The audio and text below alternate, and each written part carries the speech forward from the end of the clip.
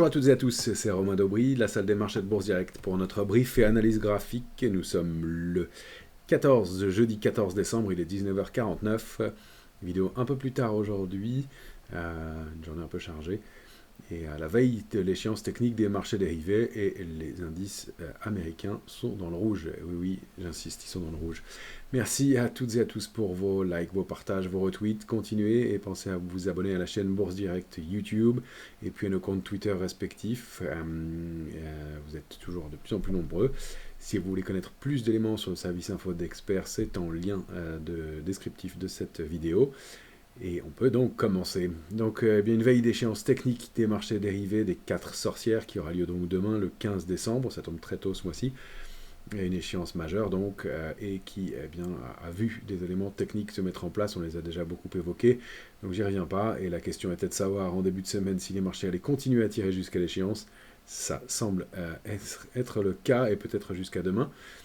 Hier, Jérôme Powell s'est exprimé et a évoqué la possibilité de baisse de taux et de 3 baisses de taux en 2024. Les marchés ont l'air de pricer déjà à 74%, 150 points de base de baisse de taux, soit, alors que Jérôme Powell évoquait plutôt 75 points de base, donc 150 contre 75, les marchés ont l'air d'anticiper très fortement. Et Christine Lagarde s'est exprimée aujourd'hui et elle a été beaucoup moins accommodante, disant que cette question de baisse de taux pour 2024 n'avait pas été encore évoquée. Donc les marchés n'ont pas tellement réagi immédiatement, mais ils ont quand même consolidé. On perd déjà plus de 100 points par rapport au plus haut du jour et un nouveau record historique sur l'indice CAC 40. Donc un peu de prudence dans un contexte où on l'a signalé déjà pas mal. Il y a une très grosse complaisance sur les indices et la volatilité, on va le voir ensemble, est passée en zone d'euphorie. Alors, je précise que pour cette euphorie, l'euphorie, si elle est prolongée pendant des semaines et des mois, ce qui peut arriver, on va le voir, est dangereuse et peut être le signe d'un crack ou d'un mouvement de baisse important. Là, ce qui est plus dangereux, c'est plus technique, et comme on a vu, cette hausse, elle a pris pas mal d'opérateurs à contre-pied. On annonce maintenant non pas 43 ou 44 milliards de dollars de pertes sur ce short squeeze sur les indices américains, mais cette fois-ci plutôt de l'ordre de 80 milliards de dollars de pertes sur les indices américains pour des vendeurs. Donc un mouvement violent qui a en plus permis de déborder des niveaux techniques qui n'avaient pas été envisagés par les opérateurs. On l'a bien indiqué depuis déjà 3 semaines, 15 jours, 3 semaines. Donc un mouvement qui a tiré techniquement en plus d'étrangler des vendeurs qui étaient coincés. Donc, bien comme toujours, l'échéance des marchés dérivés est propice et un bon tempo pour des bascules de marché, et il se pourrait qu'on ait vu bien les points hauts aujourd'hui. Échec, on va le voir sur l'indice CAC 40, à déborder les plus hauts, et donc à réactiver la dynamique haussière de moyen terme.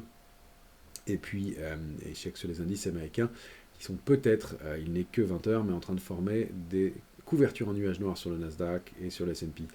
Du côté du calendrier, la semaine prochaine va être évidemment beaucoup plus calme, mais on aura quelques rendez-vous à surveiller quand même, avec donc demain échéance des marchés dérivés, et la semaine prochaine donc une nouvelle échéance technique. C'est toujours important de voir comment l'intérêt va être créé, et si cette consolidation va se mettre en place, ça paraît assez probable. Il faudra peut-être un déclencheur pour qu'elle aille jusqu'au bout, cette consolidation, et on va voir qu'on aurait donc lundi l'IFO du climat des affaires en Allemagne. Je ne suis pas certain, ça peut être un bug, je reconfirmerai ça dans le calendrier que je vous publie sur Twitter tous les dimanches soirs. En tout cas, mardi, on aura l'indice des prix à la consommation en Europe, un marqueur de l'inflation, bien entendu. Mercredi, la confiance du consommateur du Conference Board aux États-Unis, évidemment important pour la santé économique. Jeudi, le PIB américain pour le 3e trimestre, mais c'est une deuxième publication. Et puis l'indice de la Fed de Philadelphie à surveiller aussi. Et surtout, vendredi prochain, on sera férié à Londres, qui fermera un peu plus tôt que les marchés européens, qui seront encore ouverts, traditionnels, enfin DAX et CAC 40, mais on aura surtout l'indice PCE Core, donc l'indice des prix à la consommation des ménages. C'est le gros chiffre, comme vous le savez, que regarde la Fed pour mesurer l'inflation. Donc ça pourrait être éventuellement un élément pour déclencher un mouvement de consolidation. En termes de timing, ces derniers jours ne vont pas être très animés, mais on va le voir sur pas mal de valeurs. Le tempo est propice à un peu de prise de bénéfices pour une gestion dynamique. Sinon, globalement, la photographie est bonne et il n'y a pas eu que du technique. Ce qui va être très intéressant aussi, c'est de voir à quel point le regain d'intérêt sur les futurs se confirme. On a vu que beaucoup d'intérêt s'était recréé sur l'indice Eurostoxx 50. On arrive à des niveaux moyens d'intérêt, c'est-à-dire aux alentours de 4 millions de contrats. Maintenant, ça fait 10 jours que les éléments techniques sont venus fausser cette lecture, 8 jours, et donc la position ouverte qui était en octobre de 2 800 000 contrats est passée à 4 millions maintenant. Il y a nécessairement dans cette position ouverte une part d'intérêt. On a regardé les niveaux en début de semaine ensemble. Aux alentours de 4340 semble être bien une zone de consolidation possible et un niveau de construction d'intérêt et technique et de retour d'intérêt plus de moyen long terme. Parmi les autres éléments que je voulais vous communiquer, non, voilà, hein, c'est le calendrier actuel. On va tout de suite aller voir les indices ensemble et puis pas mal de valeurs aussi aujourd'hui. Il y a des choses intéressantes qui se passent sur pas mal de titres. Et j'ai fait des modifications.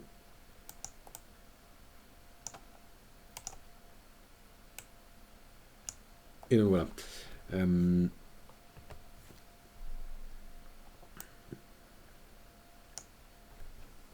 Et comme ça, vous avez le bon écran, pardon. Et moi, j'ai refait ma configuration. Alors, vous avez le Nasdaq 100 ici en journalier. J'ai tout de suite zoomé, un peu dézoomé pour aller voir les enjeux et les niveaux. Bien, c'est simple, le Nasdaq il était dans sa zone historique. Il n'a pas atteint ses plus hauts historiques qui avaient été effectués en novembre 2021.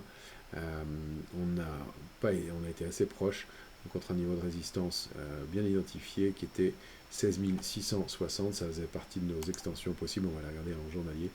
On avait indiqué donc en la semaine, j'ai bougé des niveaux, mais 16 660, 650, c'était une zone de résistance. On va la positionner ici maintenant, 16 602, on va se mettre un peu plus bas, mais c'était 660, si on va comparer, 644, voilà, exactement le niveau qui nous intéresse. Bref, pour l'instant, le Nasdaq est en train de former, non confirmé, mais ce qu'on appelle une couverture en nuage noir. Je vais zoomer sur les bougies. Couverture en nuage noir, c'est-à-dire qu'en haut de marché, on a une accélération haussière, une grande bougie verte, suivie d'une tentative de poursuite à la hausse avec un gap haussier en ouverture, comblé cette fois-ci et probablement comblé en clôture, vu le mouvement et vu l'heure.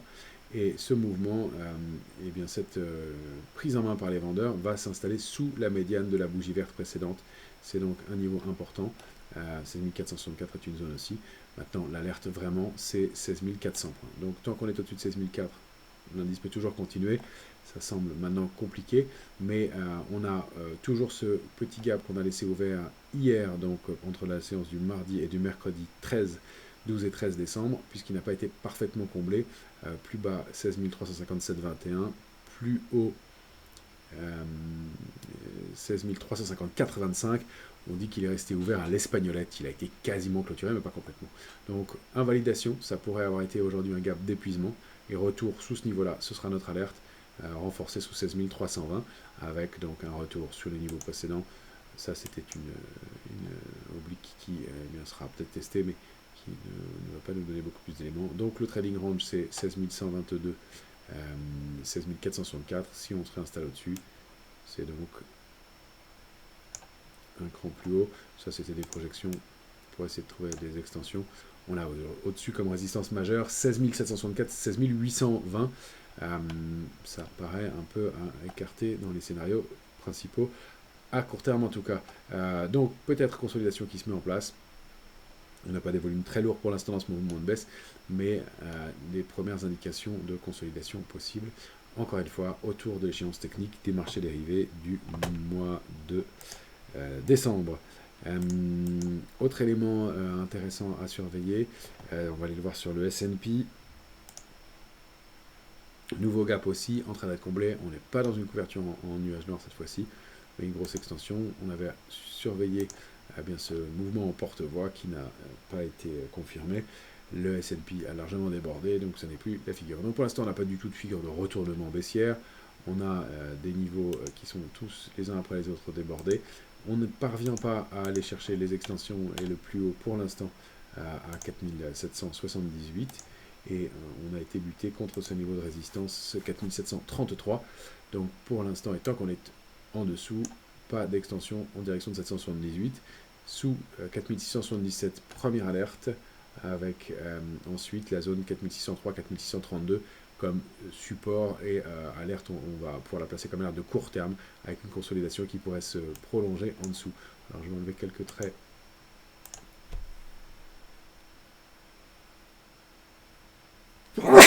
Pardonnez-moi. Je vais enlever quelques traits pour alléger le graphique, mais 4560 est un niveau de support, la zone 545-560, c'est surtout 545, hein. On avait envisagé la consolidation en dessous de ce niveau-là, elle n'a pas eu lieu. Je vais laisser clé majeure maintenant.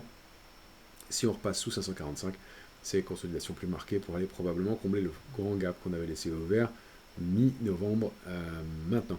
Bien sûr, on peut toujours envisager des extensions. Au-delà des plus hauts, il faudra dupliquer les ranges par le bas, mais on n'en a pas encore. Normalement, ce sera au débordement de 4778. Autre phénomène intéressant, c'est la volatilité qui, elle, eh bien, teste ces niveaux d'euphorie. Je rappelle que bon, j'avais fixé de façon un peu arbitraire, mais en regardant l'historique de la volatilité, des niveaux qui permettent de trouver des zones d'euphorie. On n'a pas connu des niveaux de clôture et d'ouverture, en tout cas, parce qu'on a ouvert la bougie du jour légèrement sous 12,10, mais on n'a pas trouvé des niveaux où l'indice était installé dans des zones de complaisance à ce point-là depuis, alors, juin 2023, mais installé et sous la médiane de ce niveau-là depuis maintenant 2020, fin 2020, ça fait 4 ans qu'on n'a pas connu un si faible niveau de volatilité. Alors on sait qu'il y a deux éléments, deux phénomènes qui jouent pour cet élément. Il y a déjà un gros contre-pied psychologique hein, qu'on a expliqué pas mal avec des opérateurs qui étaient, je vais le remontrer en journalier, qui étaient extrêmement optimiste au mois d'octobre. Pardon, extrêmement, assez pessimiste au mois d'octobre, excusez-moi, j'étais en train de reprendre le graphique. Et donc, on avait une volatilité qui s'inscrivait en fin octobre à des niveaux de plus de 20, ce qui veut dire qu'on était en vigilance, donc des opérateurs qui étaient prudents, une volatilité plus haute. Et on a eu, suite au discours de la Fed et de Jerome Powell, donc au moment du 30 octobre, une bascule complète dans l'état d'esprit des opérateurs qui ont considéré dès ce moment-là eh bien, que les taux allaient baisser aux États-Unis. Et depuis, ça n'a pas cessé de payer et donc de prendre les opérateurs à contre-pied. Donc, dans ce contexte où eh bien, la volatilité s'est énormément détendue, en plus de la détente et des éléments macroéconomiques qui ont eh bien, fait verser le marché à la hausse, il y a eu des phénomènes techniques et pas mal de compression de volatilité. Et c'est pour ça qu'elle est restée dans des zones aussi basses et qu'elle teste pour l'instant des niveaux historiquement bas, et en tout cas qu'on n'avait pas connu depuis très longtemps. Mais elle se retend un peu ce soir, alors que les indices américains consolident un petit peu. Donc pas d'alerte majeure encore une fois, pas de figure de retournement, mais des éléments à surveiller pour les jours ou pour les semaines qui viennent. Avec donc bien une volatilité qui a l'air de vouloir clôturer à nouveau dans sa zone de complaisance et qui pourrait se tendre un petit peu. On avait indiqué ce possible biseau il y a quelques temps, je l'ai supprimé parce qu'il n'était plus valable. Donc on a plutôt une construction comme celle-ci maintenant. Donc le pied du biseau, il est maintenant ici à des niveaux situés autour de 14,32. Donc on n'a pas à attendre un très gros stress du marché, mais si on déborde ce niveau de résistance intermédiaire, on va dire à 13,08, et pourquoi pas 13,30 ensuite, on a des chances d'accélérer pour aller au moins avoir le pied du biseau et des niveaux à 14,34. Donc peut-être un petit peu de volatilité, un petit peu de tension sur les indices à court terme. Si on va regarder eh bien, les indices européens, on va avoir un contre-pied et une journée qui, elle, confirme sur l'Eurostoxx 50 que les vendeurs ont repris la main cette fois-ci. Et cette bougie du jour qui est vraiment pas terrible sur l'Eurostoxx en haut de marché. On rappelle hein, que le grand trading range de l'Eurostoxx, c'était la zone 4198-4411. On l'a débordé. La cible suivante, c'était 4627. Et là, on a un échec contre un niveau de résistance qu'on avait indiqué 4570. Et cette bougie du jour qui donne, eh bien, alors c'est pas complètement une étoile filante, mais en tout cas une reprise en main des vendeurs clairement, et un échec à aller chercher des extensions, encore une fois à la veille d'une échéance technique. Donc voilà, attention sous ce niveau de résistance et cette zone de support intermédiaire. 4523 sera un premier niveau, et c'est ensuite sous 4505 qu'on pourrait consolider de façon un peu plus marquée. Encore une fois, pour aller consolider un petit rallye. Alors ça peut se faire en plusieurs temps, ce mouvement de consolidation, s'appuyer sur 4505, rebondir un peu, et puis pourquoi pas les consolider ensuite un peu plus pour aller chercher 4411. On rappelle que la zone qu'on a identifiée à partir de laquelle l'intérêt s'est construit sur les futurs, c'était autour de 4320, 4340. Donc on peut avoir des niveaux de retracement jusqu'à ce niveau-là sans remettre en cause du tout la tendance et revenir dans le trading range précédent, mais une consolidation jusqu'à 4411 paraît plausible, et peut-être un mouvement de retracement qui serait pour l'instant de 2 ou 3% suffisant pour permettre de digérer cette hausse et donc évoluer ensuite en range entre 4411 et 4505. Le niveau d'alerte, et donc il est plutôt positionné sous 4320 de court terme, et on viendrait dans ce range là. En revanche, en dessous, ce ne serait pas terrible, on invaliderait plus de la moitié du mouvement, ça pourrait donner des scénarios autres qui ne seraient pas très favorables. Voilà pour l'Eurostoxx. Le futur CAC 40, et lui aussi, alors on va prendre l'indice CAC 40 cash, pareil, une bougie d'indécision, pas d'invalidation plus nette que ça sur le CAC 40, 4577. On a quand même formé un nouveau plus haut historique sur l'indice CAC 40 aujourd'hui aussi. Aussi parce que c'était le cas sur le DAX et sur le Dow Jones.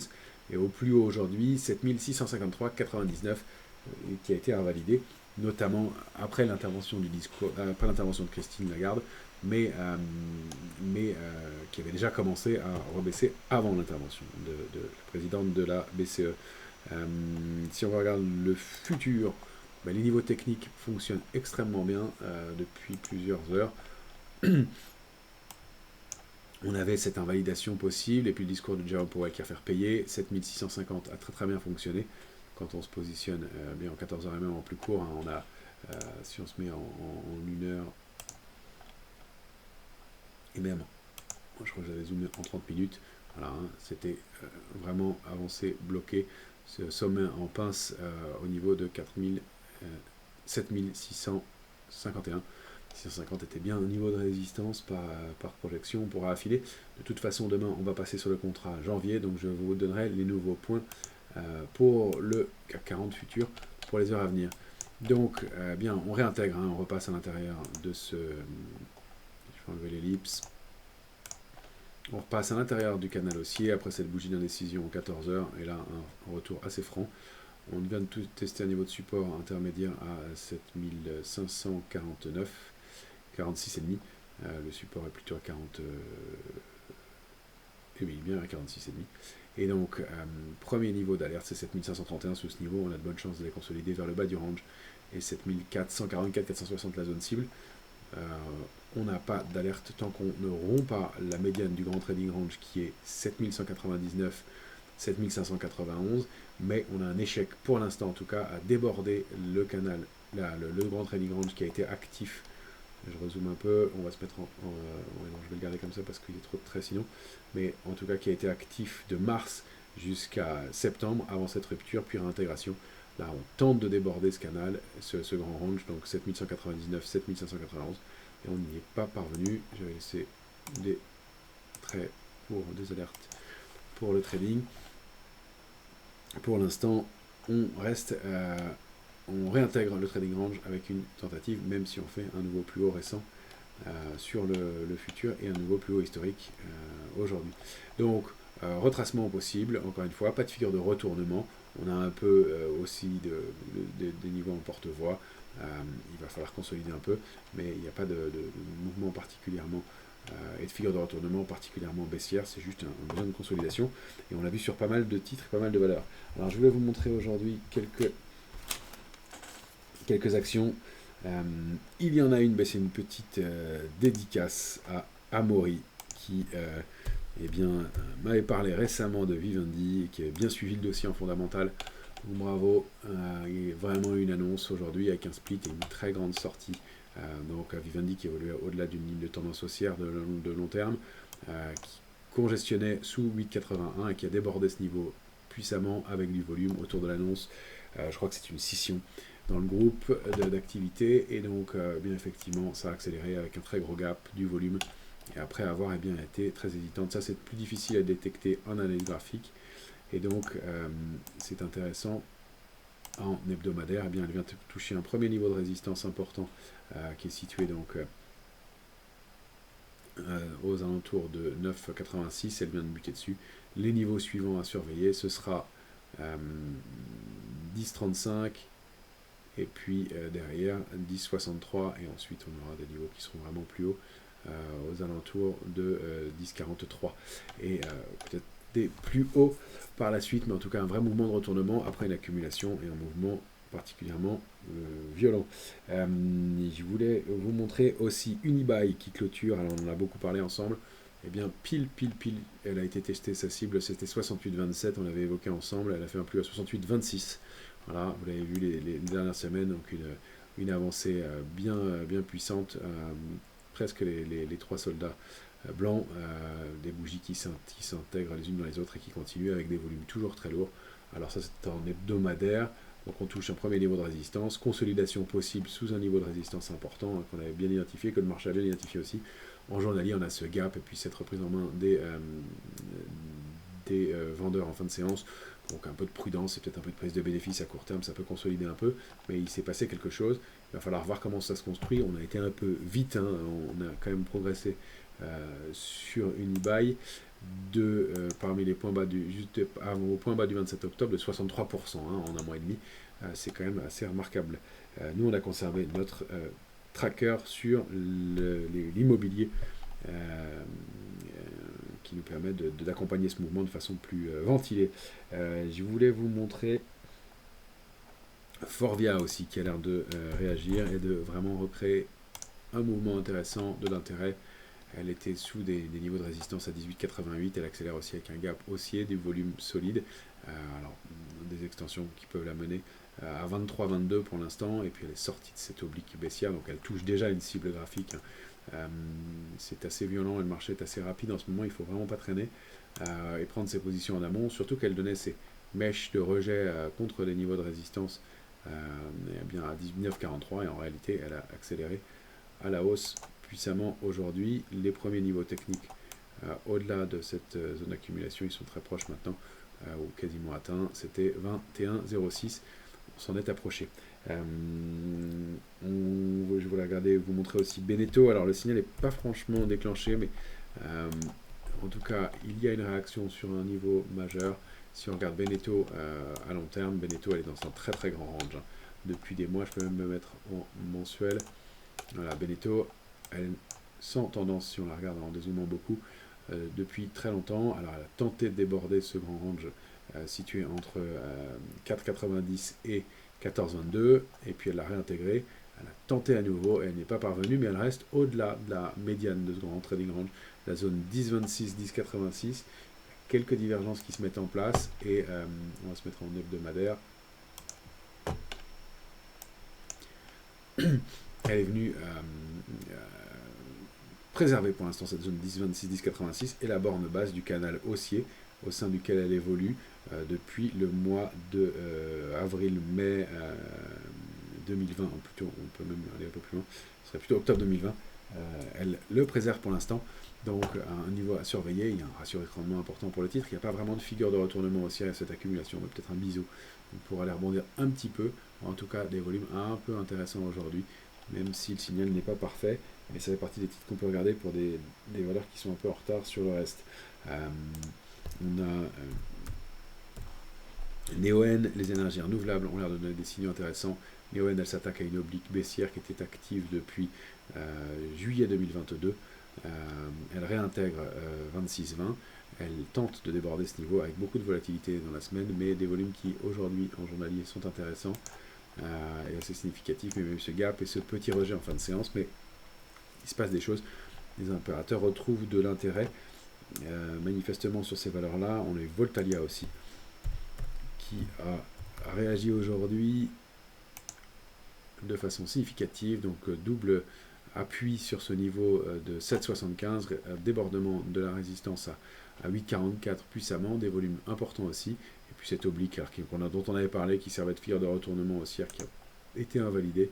Donc toujours pas mal de volatilité, mais deux appuis qui sont intéressants, et donc il va falloir aller chercher cette zone de résistance située autour de 9,92 pour pouvoir doubler la mise et aller chercher 11,98 environ, et la prochaine résistance avec ce niveau intermédiaire à 11,14.